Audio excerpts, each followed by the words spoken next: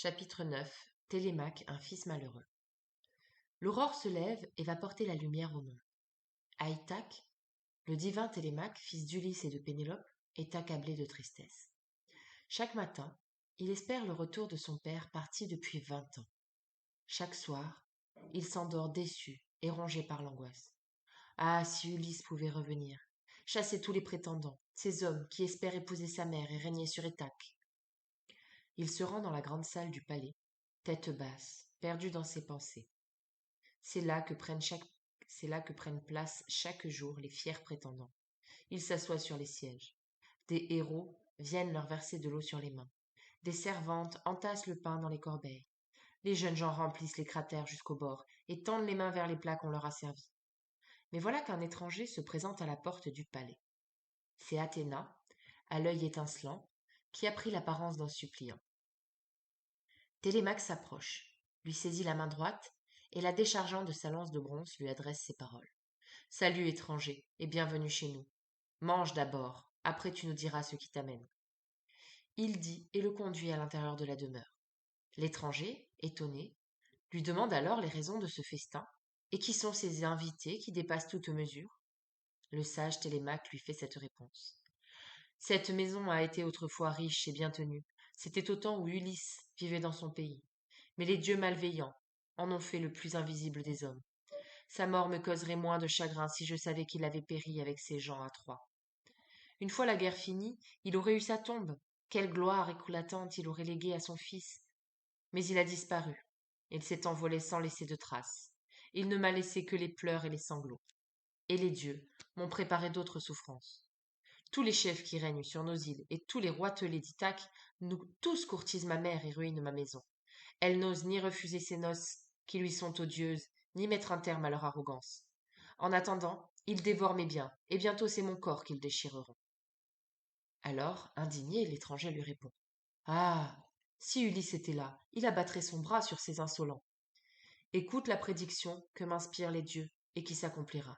Ulysse ne restera plus longtemps loin de sa patrie. Mais dis-moi, es-tu vraiment le fils d'Ulysse? Cette tête, ces beaux yeux, tu lui ressembles énormément.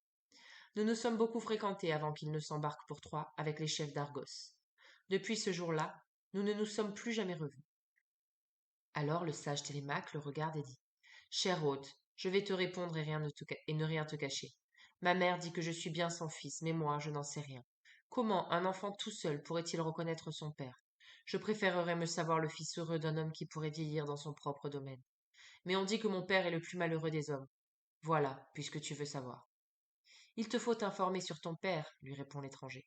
Équipe le plus beau de vos bateaux à 20 rameurs, et pars. À Pylos d'abord, où tu interrogeras le divin Nistor. Puis à Sparte, chez le blond Ménélas. C'est le dernier revenu de tous les Grecs. Et réfléchis longuement dans ton âme et dans tes entrailles au moyen de tuer les prétendants, que ce soit par la force ou par la ruse. Il n'est plus temps de jouer à des jeux d'enfants. Ce n'est plus de ton âge. Beau et grand comme je te vois, sois courageux. Sois courageux si tu veux que l'on parle de toi plus tard.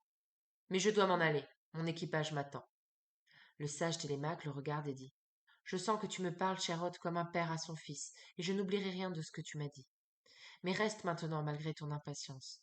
Je t'offrirai le bain et des divertissements. Puis rentre à bord, l'âme joyeuse, en emportant un riche présent en souvenir de moi. Non, ne me retiens pas, j'ai hâte de partir. Le cadeau que tu veux me donner, je reviendrai le prendre une autre fois. Sur ces mots, l'étranger s'envole comme un oiseau des mers, laissant plein d'audace et d'élan dans le cœur de Télémaque. Et soudain, en son âme, il frémit et comprend. L'étranger était un dieu. Le lendemain, lorsque paraît l'aurore aux doigts de rose, le prince Télémaque s'élance hors de son lit pour s'habiller. Il met son épée à l'épaule, enfile ses belles sandales, et semblable à un dieu, il se hâte de sortir de sa chambre. Aussitôt, il ordonne aux héros à la voix éclatante de convoquer à l'agora les Grecs aux longs cheveux. Tous les hommes accourent. Une fois qu'ils sont tous réunis en assemblée, Télémaque apparaît, une lance à la main et suivi de 2 chiens. Athéna l'a revêtu d'une grâce divine, si bien que son entrée attire les regards de tous. Les vieillards s'écartent, tandis qu'il prend place sur le trône de son père. Jean d'Ithaque, c'est moi qui vous ai convoqué. Je n'ai pas de nouvelles de l'armée. Je n'ai à exposer aucune affaire publique. Je n'ai que mon urgence, le malheur de ma maison. Des prétendants s'acharnent sur ma mère malgré ses refus. Ce sont les propres fils des meilleurs hommes de cette île. Ce qui se passe est intolérable. Ma maison périt dans le déshonneur. Et vous, n'êtes-vous pas indigné? Ne rougissez-vous pas devant nos voisins, les peuples d'alentour? Comment guérir du mal que vous me faites? Il dit, et plein de colère, il jette son sceptre à terre avant d'éclater en sanglots. Pris de pitié, ils restent tous silencieux. Personne n'ose répondre avec rudesse à Télémaque. Seul Antinous se lance. Télémaque, que de grands mots, que de passion. Pourquoi nous insulter et nous couvrir de honte? Ne t'en prends pas aux prétendants, mais à ta mère, qui pour la ruse est sans rival. Voilà 3 ans, bientôt 4, qu'elle trompe le cœur des Grecs, donnant de l'espoir à chacun, faisant des promesses à tous, envoyant des messages alors que dans sa tête elle a de tout autres projets. Tu connais le dernier stratagème qu'elle a inventé. Elle avait fait dresser dans le palais un grand métier pour y tisser un voile immense et fin. Elle nous disait, mes jeunes prétendants, je sais bien qu'Ulysse est mort, mais malgré vos désirs de hâter ses noces, permettez que j'achève ce voile, car je ne voudrais pas que tout ce fil ne serve à rien. C'est un linceul pour son père, le seigneur Laerte. Ainsi nous parlait-elle, et ces mots calmaient nos fougues. Pendant le jour, elle tissait sa grande toile, mais elle la défaisait chaque nuit à la lueur des torches. Ainsi, 3 ans durant, elle a trompé les Grecs. La 4e année, une servante qui savait tout l'a dénoncée. On l'a surprise tandis qu'elle défaisait sa toile, si bien qu'elle a dû la finir puisqu'on l'y a forcée. Et toi, maintenant, écoute la réponse des prétendants. Renvoie ta mère, pousse-la à épouser celui qui lui plaira, et que son père acceptera. Mais si elle continue à vouloir tromper les Grecs, cela se retournera contre toi. Nous continuerons à dévorer tout ce que tu possèdes. Nous ne rentrerons pas dans nos domaines avant qu'elle n'ait fait son choix parmi les Grecs. Le sage Télémaque le regarde et dit Antinos, si elle ne veut pas partir, il n'est pas question que je la chasse de ma maison. C'est elle qui m'a mis au monde et qui m'a élevé. Mais vous, si votre cœur garde quelque respect des dieux, sortez de ce palais. Trouvez-vous d'autres repas. Mangez vos propres biens. Et s'il vous semble préférable de dévorer impunément le bien d'un seul homme, faites-le donc. J'implorerai les dieux immortels, avec l'espoir que Zeus un jour vous le rende coup pour coup. Ainsi dit-il.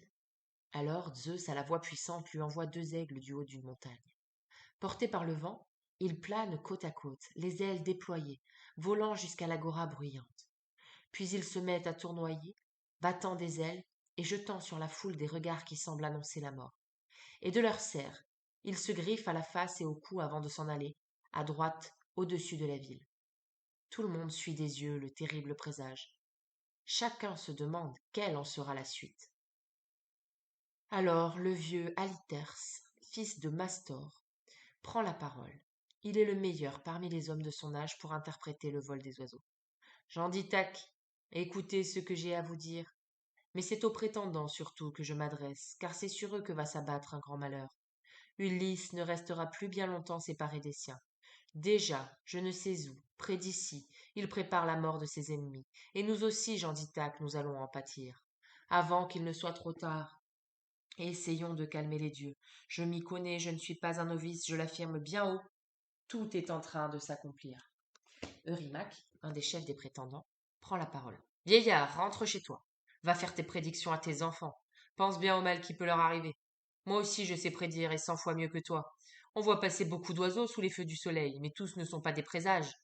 Si tu continues à pousser ce jeune homme à se montrer brutal avec nous, c'est à lui tout d'abord que cela nuira le plus. Et quant à toi, vieillard, tu risques de le payer très cher. Le sage Télémaque reprend. Allons, donnez-moi un bateau rapide et 20 rameurs. Je veux aller à Sparte et à Pylos pour interroger les gens sur l'absence de mon père.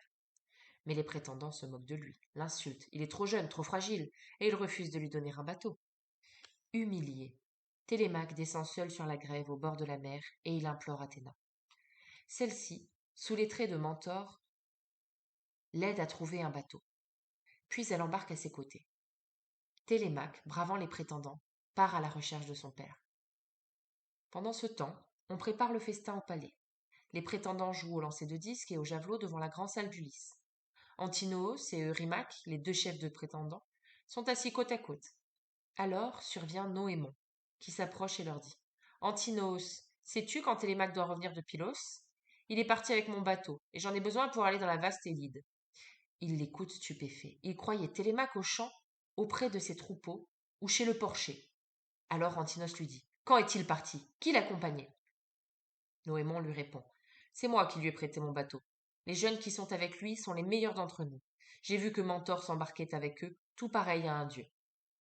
Antinos, à cette nouvelle, les yeux noirs et brillants de colère, fait cesser les jeux et dit au prétendant: Malheur, Télémaque est parti. Malgré notre nombre, cet enfant a osé mettre un navire à l'eau. Que Zeus le brise avant qu'il ne devienne un homme. Allons, donnez-moi un navire et 20 rameurs, que je le guette à son tour entre Ithaque et les roches de Samé, dans le détroit. Son voyage va lui coûter cher. Les prétendants, après le repas du soir, se mettent en route, méditant en secret le meurtre de Télémaque. Il y a une île rocailleuse à mi-chemin d'Ithaque et Samé. C'est là qu'ils s'embusquent, guettant Télémaque.